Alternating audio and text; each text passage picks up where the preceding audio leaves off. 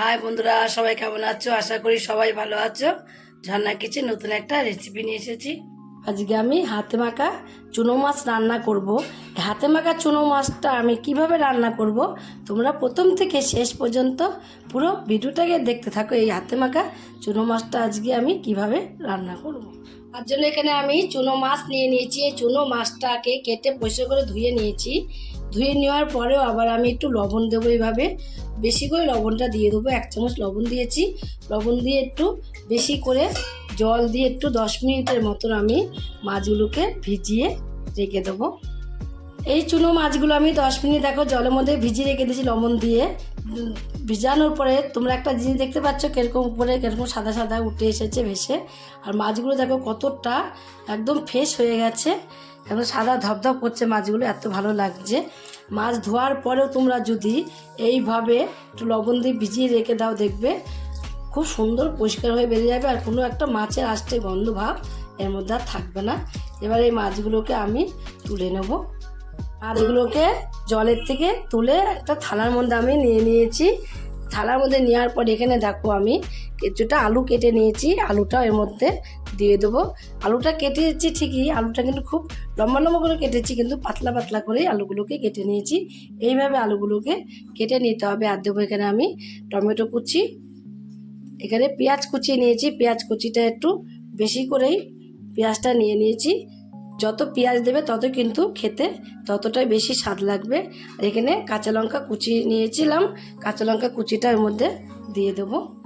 কাঁচা লঙ্কা কুচি দেওয়ার পরে দিয়ে দেবো আমি এখানে স্বাদ মতো লবণ, মতো হলুদের গুঁড়ো, 1 চামচ আদা বাটা, 1 চামচ জিরের গুঁড়ো, আর দেবো এখানে আমি 1 চামচ ধনের গুঁড়ো, আর 1 চামচ দেবো এখানে কাশ্মীরি লঙ্কার গুঁড়ো। কালারটা ভালো আসার জন্যে কাশ্মীরি লঙ্কার গুঁড়ো এখানে আমি 1 চামচ দিয়ে দিয়েছি।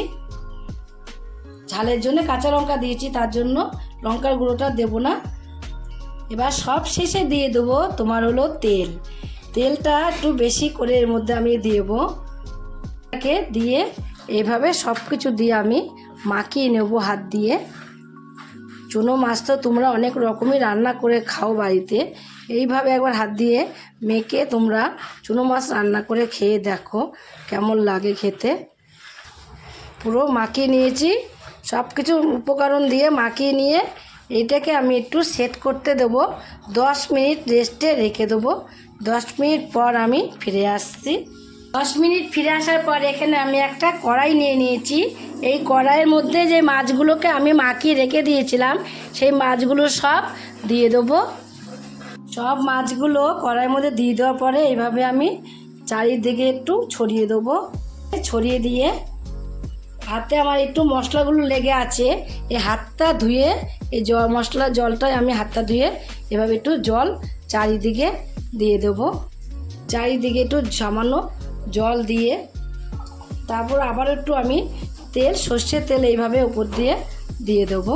সর্ষের তেলটা উপর দিয়ে দিয়ে এটাকে আমি এইভাবে 2 মিনিটের মতন আরও রেখে দেবো। 2 মিনিট রেখে দেওয়ার পরে গ্যাসে আমি কড়াইটা ধরে বসিয়ে দেবো। বসিয়ে দিয়ে গ্যাসটাকে হাই ফ্লেমে দিয়ে দেবো। প্রথমে একটু হাই ফ্লেমে দেওয়ার পরে যে একটুখানি গরম হয়ে যাবে কড়াইটা ভালোভাবে, তারপরে লো ফ্লেমে দিয়ে ঢাকা দিয়ে রেখে দেবো। 15 থেকে 20 মিনিটের মতন ঢাকা দিয়ে রেখে তারপরে ফিরে আসছি।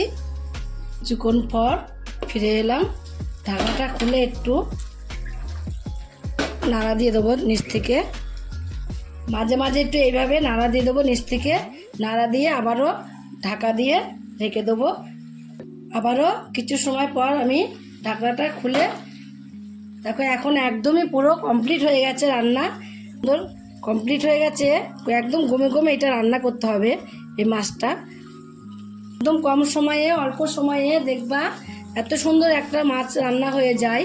তোমরা হাতে যদি কম টাইম থাকে তোমরা এইভাবেই এই মাছটাকে রান্না করে দেখবে কতটা ভালো লাগে খেতে।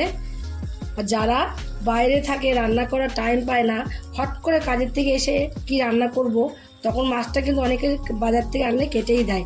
শুধু ধুয়ে এইভাবে মাখিয়ে তোমরা বসিয়ে দেবে, তাহলে হাতে মাখা মাছ হয়ে যাবে কমপ্লিট। এভাবে লাস্টে আমি একটু ধনেপাতা কুচি দিয়ে দেবো। ধনে পাতা কুচিটা দিলে দেখবে আরও কতটা ভালো লাগবে খেতে, টেস্টটা অনেকটাই বেড়ে যাবে। ধনে পাতা কুচি দিয়ে এইভাবে একটুখানি মিশিয়ে নেব, মিশিয়ে একদম গরম গরম সার্ভ করে দেবো। এটা গরম গরম যদি খাও খুবই টেস্ট লাগবে খেতে। তোমরাও এইভাবে একদিন মাছ চচ্চড়ি করে, হাতে মাখা মাছ চচ্চড়ি করে রান্না করে খেয়ে দেখো। এর সাথে যদি একটুখানি টক ডাল হয় এই গরমের সময়, তাহলে আর কোনো কিছুই লাগবে না। এইভাবে যদি খেয়ে তোমাদের কাছে রেসিপিটা ভালো লাগে, তোমরা যদি ফেসবুক থেকে দেখো ফেসবুকের পেজটি ফলো করে দেবে, যদি ইউটিউব থেকে দেখো ইউটিউবের চ্যানেলটি সাবস্ক্রাইব করে দেবে, পাশে থাকা বেল আইকনটিটা প্রেস করতে ভুলবে না। তাহলে নতুন নতুন রেসিপিগুলো তোমাদের কাছে তাড়াতাড়ি পৌঁছে যাবে। আমার চ্যানেল বন্ধু থাকো, সাবস্ক্রাইব করোনি প্লিজ সাবস্ক্রাইবটা করে দিও, সবার আগে তোমাদের কাছে নোটিফিকেশন ঢুকে যাবে। ছোট্ট করে লাইক করো, কমেন্ট করো, অনেক অনেক শেয়ার করো। নমস্কার বন্ধুরা, দেখা হবে আবার পরের রেসিপি।